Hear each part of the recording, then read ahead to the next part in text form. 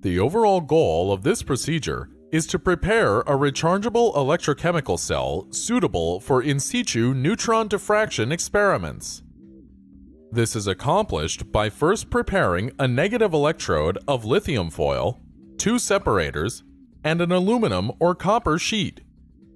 The second step is to spread a slurry of positive electrode material over the aluminum or copper sheet that will act as a current collector of the cell.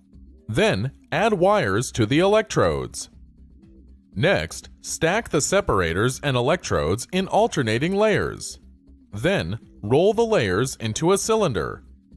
The final steps are to insert the rolled cell into a vanadium can, add electrolyte, and seal the can with the wires accessible. Ultimately, in situ neutron diffraction data collected with the electrochemical cell is used to show the real-time structural changes of multiple battery components during electrochemical cycling or battery function.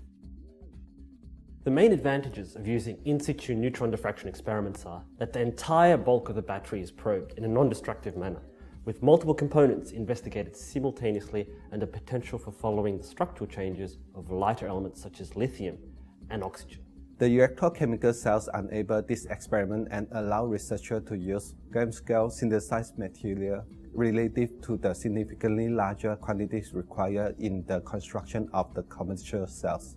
Generally speaking, individuals who are new to the technique will struggle with constructing a high-quality in situ cell that both enables the collection of high-quality neutron diffraction data while optimizing electrochemical properties.